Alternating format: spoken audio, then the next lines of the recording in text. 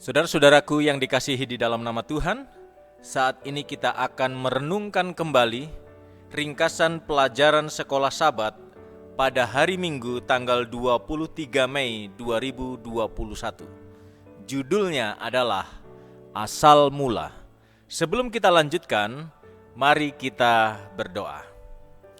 Bapa kami yang bertahta dalam kerajaan sorga, kami mengucapkan puji syukur dan terima kasih Engkau memberkati kami, menyertai kami.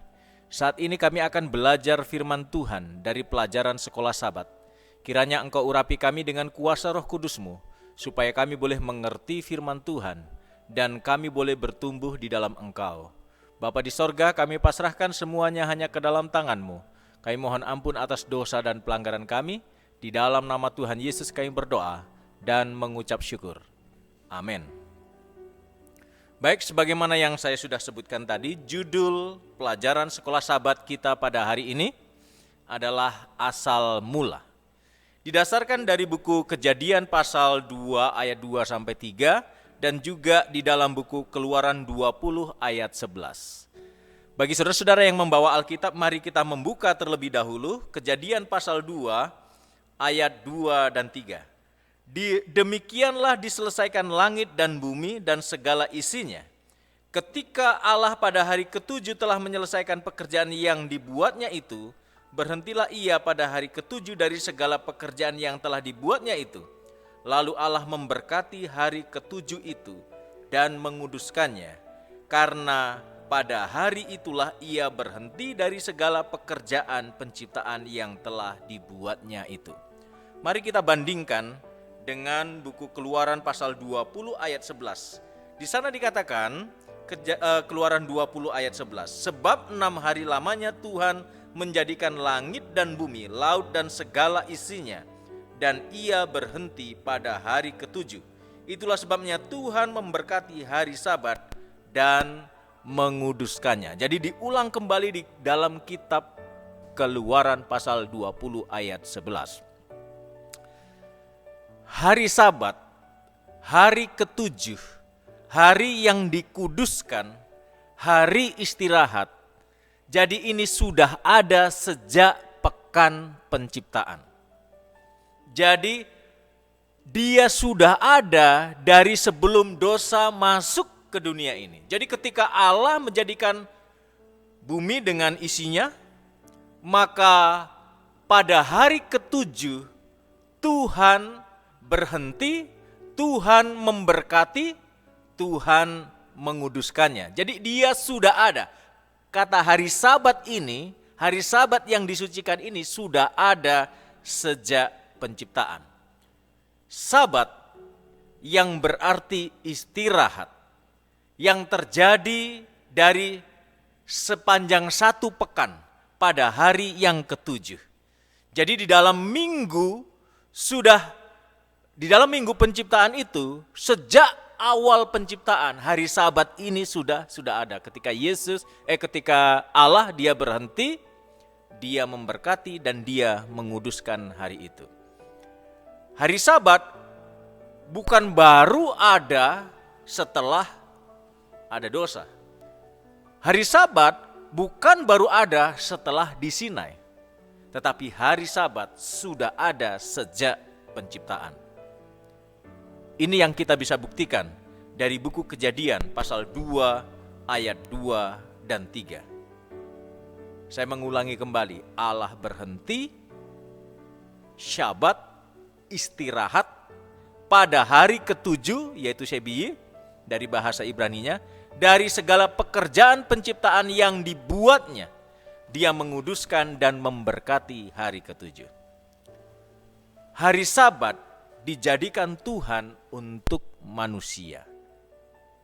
Oleh sebab itu, anak manusia atau Yesus adalah Tuhan atau pemilik dari hari Sabat itu. Jadi kalau kita membaca di dalam buku Markus 2 ayat 27, hari Sabat diadakan untuk manusia, bukan manusia untuk hari Sabat. Artinya bahwa Yesus adalah pemilik daripada hari Sabat ini, supaya manusia itu menguduskan hari ketujuh, hari Sabat.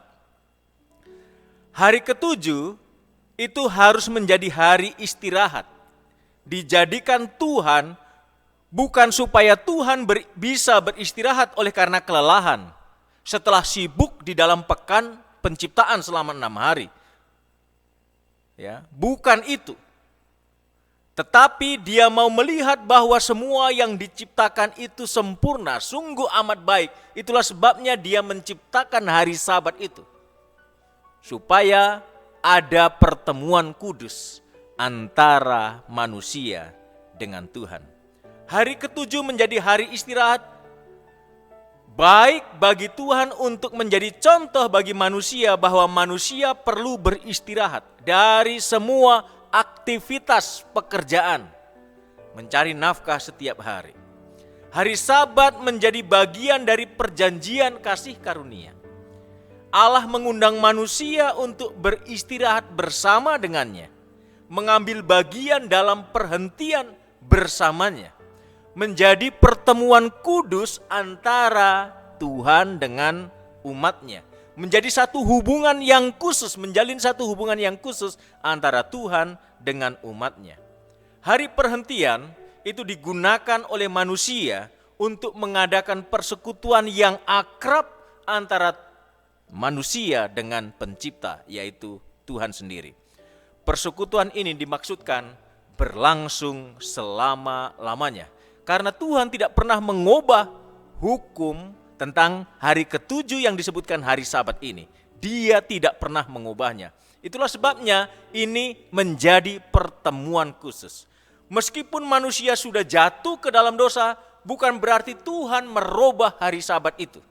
Dia tetap mengatakan di dalam hukumnya di Sinai, ingat dan kuduskanlah hari Sabat. Hari Sabat tetap menjadi tanda pengingat penciptaan.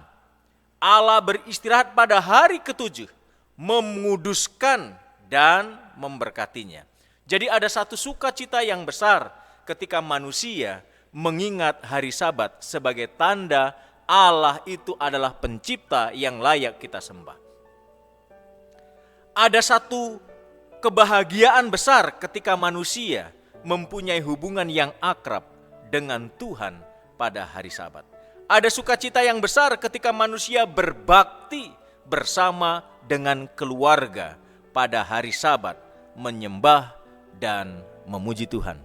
Panggilan bagi kita saat ini, supaya kita memelihara hari Sabat beserta dengan keluarga. Saya memanggil Bapak Ibu sekalian supaya kita memelihara hari Sabat ini, hari ketujuh, dan menurut kalender saat ini, hari Sabtu. Hari Sabat, hari ketujuh, hari Sabtu. Supaya kita memeliharanya menjadi pertemuan yang kudus dengan Tuhan. Kiranya Tuhan memberkati kita. Amin.